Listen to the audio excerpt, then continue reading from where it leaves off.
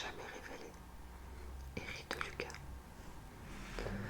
Central Park, White House, samedi 31 octobre, 13h32. Ethan présenta son carton d'invitation à l'entrée avant d'être introduit dans Lakeside Dining, l'immense salle principale au parquet ciré, brillant comme une patinoire. Des groupes d'invités discutaient entre les tables aux nappes satinées, décorées d'orchidées, couleur d'ivoire. Pour l'occasion, le célèbre restaurant portait des couleurs bleu, blanc, rouge et résonnait de conversations en langue française, la majorité des convives étant arrivés la veille en provenance de Roissy-Charles de Gaulle.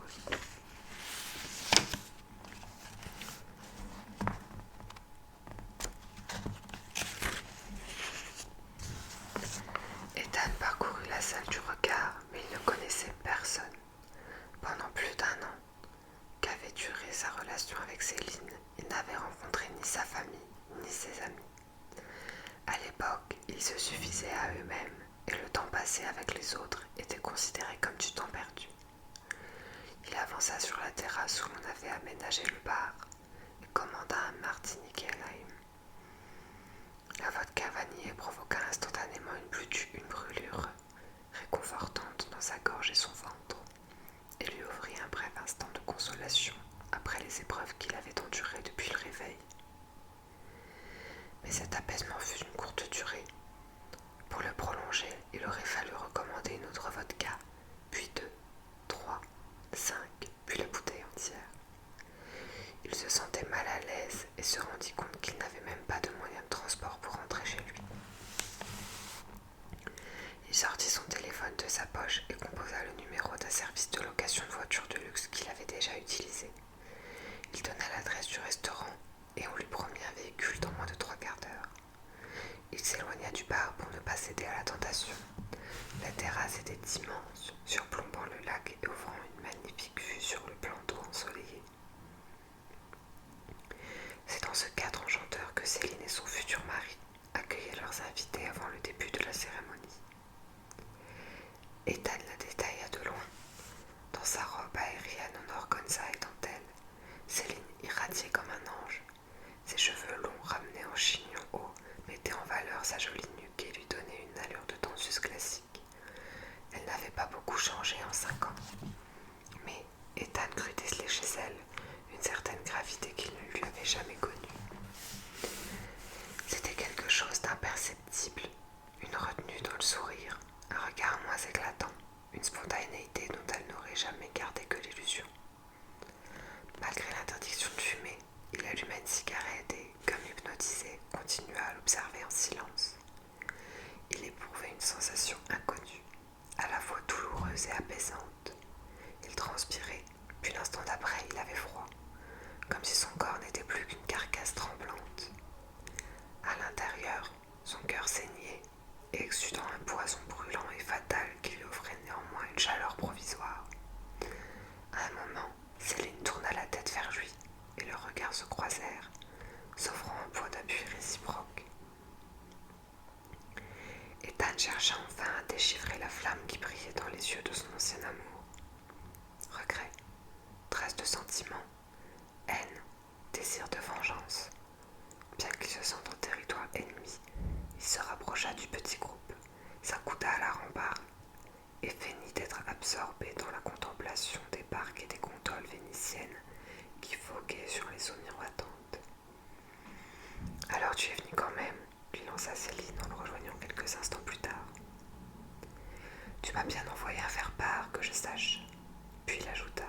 « Je suis contente de te voir, ça fait longtemps. » Céline secoua la tête. « Non, c'était hier.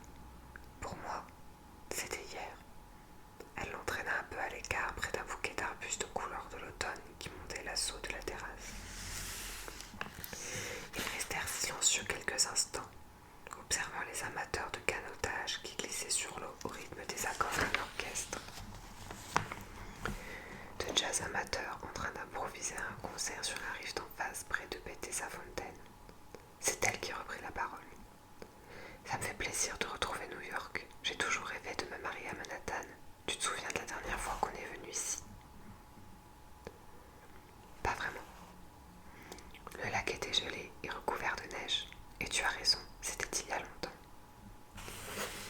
Tu habites en France? Oui, à Enghien-les-Bains, une station thermale près de Paris, où Sébastien a ouvert son restaurant. Il vient d'obtenir une étoile au Michelin. Ethan plissa les yeux et tourna la tête pour observer un homme en redingote noire, à gilet blanc, qui discutait avec ses copains tout en gardant un œil sur sa promise. Sourire éclatant, belle gueule, physique de dieu du stade, le genre d'homme moderne capable d'assurer dans tous les domaines. Chef d'entreprise innovant, sportif assidu, père attentif, bon coup au lit. Tu travailles toujours à Air France? Non, j'en ai eu assez de ce métier. J'ai démissionné il y a 5 ans pour préparer le concours de professeur des écoles. J'enseigne à Belleville dans une classe scolarisant des enfants handicapés. C'est un travail qui m'apporte beaucoup. Céline laissa passer un silence alors que le vent se levait. Elle frissonna et réajusta l'étole au reflet gris pâle qui couvrait son décolleté. Sa robe garvaine aux bretelles de fil dentelle laissait entrevoir sur son épaule un tatouage en forme d'arabesque. Un symbole qui avait une signification pour eux à l'époque, mais qui paraissait à présent dérisoire. Je sais très bien ce que tu penses, Ethan. Un boulot de fonctionnaire, un pavillon en banlieue, un gentil petit mari. Tu te dis que je suis devenue ce que je ne voulais pas devenir. Surpris par sa remarque, il se voulut amical. Non, tu te trompes. Tu as fait les choix qui te convenaient et j'en suis heureux pour toi. Arrête ton baratin. J'ai choisi ce que tu as toujours méprisé, la famille, la stabilité du couple, la vie au quotidien. Elle avait haussé le ton et une partie des invités regarda brusquement dans leur direction, se demandant qui était ce type qu'ils n'avaient jamais vu et qui mettait la mariée dans tous ses états un quart d'heure avant la cérémonie. Je crois surtout que je ne suis pas à ma place ici, remarqua Ethan. À vrai dire, je ne comprends pas très bien pourquoi tu m'as invité. Pour que tu me fasses un cadeau. Un cadeau. Ton cadeau sera de me dire enfin la vérité. Quelle vérité? La raison pour laquelle tu m'as quitté. Il recula un peu, se sentant en danger. On s'est déjà expliqué là-dessus. Non, on ne s'est pas expliqué. Tu m'as mise devant le fait accompli. Ça a duré 3 minutes. Je suis partie et on ne s'est jamais revu. Ethan chercha à fuir la discussion. Dans la vie, toutes les questions n'ont pas vocation à trouver de réponse. Puisque tu es si forte, dis-moi ce qui ne va pas dans mon existence. Rien ne va, Ethan. Ta vie est vide et solitaire. Tu es seul, tu n'as pas d'amis, pas de famille, pas de désir. Et le plus triste, c'est que tu en as parfaitement conscience, mais que tu ne fais rien pour y remédier. Il pointa un doigt dans sa direction, ouvrit la bouche pour se justifier, puis y renonça. Comme il renonça aussi à lui raconter ce qu'il avait vécu quelques heures plus tôt, lorsque Jessie s'était suicidée presque devant ses yeux. Tu vas être en retard, constata-t-il simplement. Fais attention à toi, Ethan, répondit-elle en s'éloignant. Elle avait déjà parcouru quelques mètres lorsqu'elle se retourna. J'ai entendu ce que tu as dit ce matin à ton émission, cette idée de point de non-retour. Il la regarda d'un air interrogateur. Elle laissa un moment sa phrase en suspense et après une hésitation lui lança comme un défi. Ben, tu vois, dans notre histoire, le point de non-retour, c'est dans 10 minutes.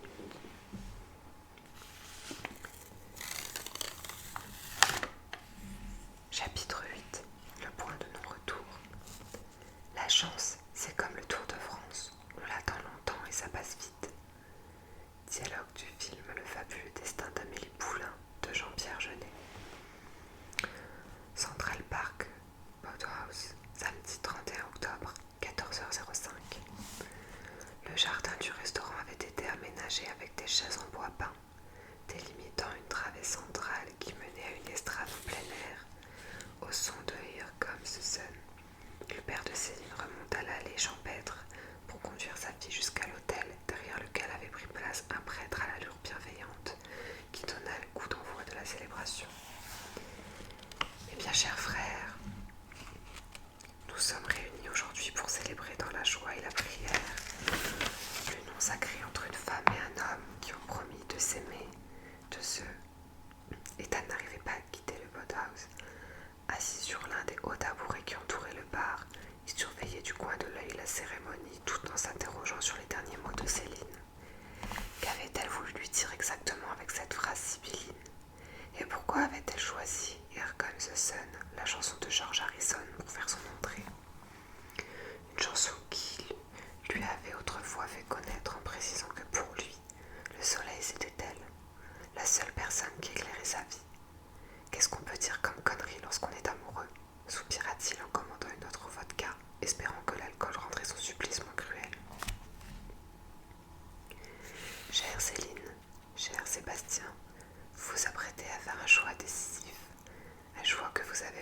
placés sous la bénédiction de Dieu, car c'est toi, Seigneur, toi qui tiens nos vies dans tes mains, toi qui es le seul maître du passé, du présent et de l'avenir, toi qui as donné à Céline et Sébastien l'amour qui les attache l'un à l'autre.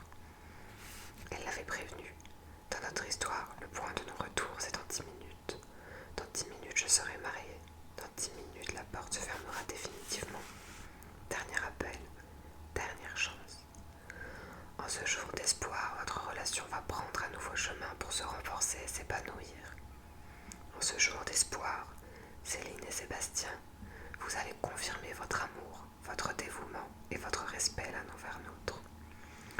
Nous tous qui sommes réunis ici serons les témoins de votre engagement et avons pour mission de vous apporter notre soutien et nos encouragements.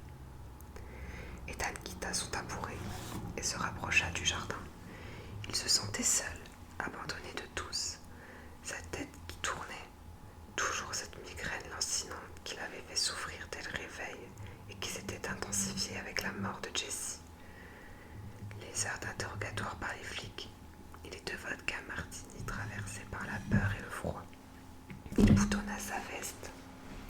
Traversé par la peur et le froid, il boutonna sa veste et se contrôla pour ne pas tituber. Devant le couple de futurs mariés, le prêtre se faisait à présent plus solennel. Le mariage a pour mission de sanctifier l'union de l'homme et de la femme.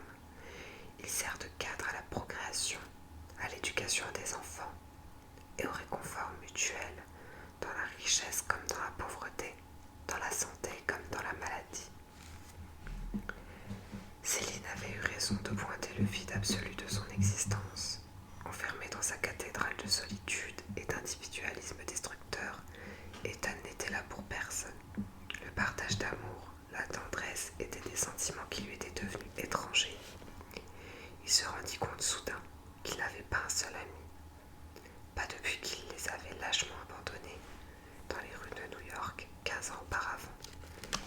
Il s'était fait tout seul, c'est vrai, pour échapper à cette existence médiocre que la vie lui réservait. Il avait tout abandonné. Il avait tiré sa force du plus profond de sa solitude. Car il avait toujours cru qu'être seul, c'était être fort et qu'aimer lui ferait perdre cette force. Il comprenait à présent que les choses n'étaient pas si simples. Mais il était trop tard.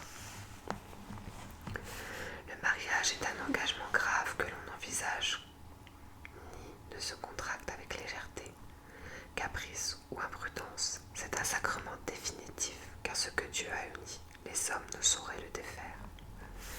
Voilà le point de non-retour. C'était maintenant, même plus dans 10 minutes, à peine dans 10 secondes. Car que se passerait-il s'il faisait éruption? Là, sur l'estrade, en avouant à Céline son amour. Dans un film, ça aurait de la gueule. Dans un film, tout s'arrangerait en 3 minutes.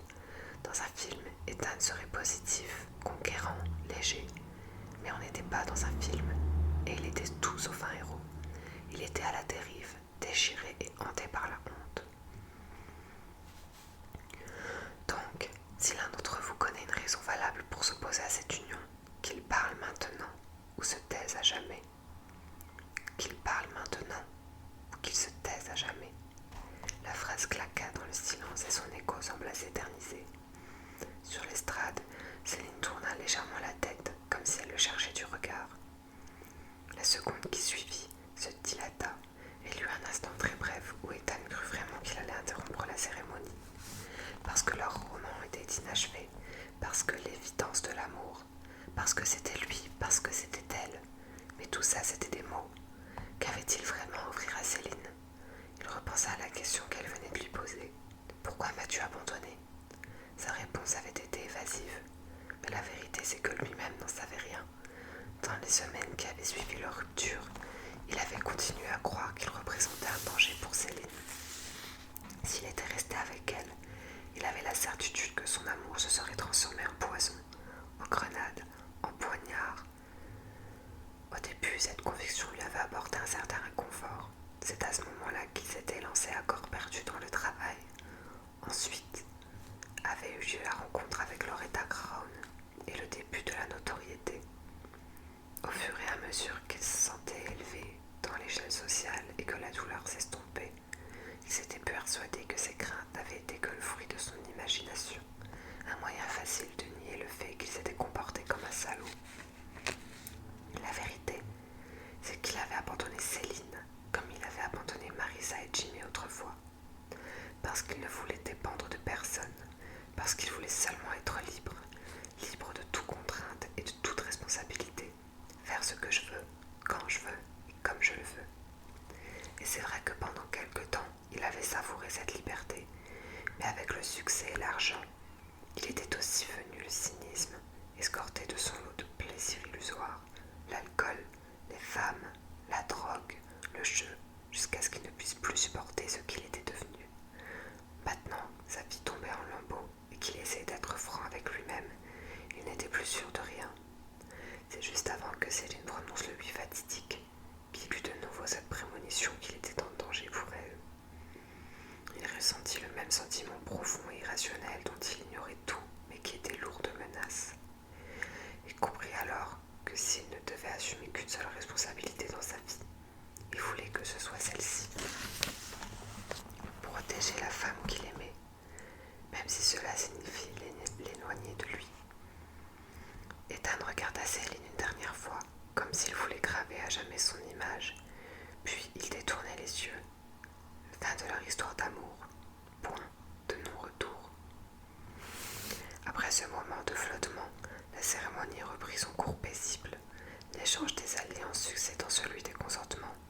Équipés de leurs appareils photo et de leurs caméscopes, les invités purent immortaliser les moments les plus émouvants, ceux qui se retrouveraient en bonne place dans les films du mariage, ceux que les mariés montreraient plus tard à leurs enfants et se repasseraient la larme à l'œil à chaque anniversaire. Céline, vous avez pris Sébastien pour mari. Lui promettez-vous de blablabla blablabla blablabla blablabla. Oui. Blablabla blablabla, portez désormais ces anneaux, signe de votre amour et de votre volonté de vous demeurer fidèle. Tandis que les enfants d'honneur passaient joyeusement avec des corbeilles pour récupérer les offrandes, Ethan commanda un autre verre et consulta les messages et les courriers électroniques qui s'accumulaient sur son Blackberry. Des appels inquiets de Lizzie et de son agent, des demandes d'interview, signe que la meute médiatique allait se déchaîner, des clients qui décommandaient leur participation à séminaire. Il n'en fut même pas surpris. La vidéo du suicide de Jessie devait tourner dans toutes les chaînes d'infos. C'était comme ça, à l'ère de la communication virale. Une image pouvait détruire votre réputation en un clin d'œil. Quelques heures plus tôt, il était le psy qui séduisait l'Amérique. Il se retrouvait à présent dans la peau de l'assassin d'une jeune fille de 14 ans. Sic transi Gloria Mundi. Ainsi passe la gloire du monde. Le dernier message l'avertissait que la voiture qu'il avait louée l'attendait devant le boathouse.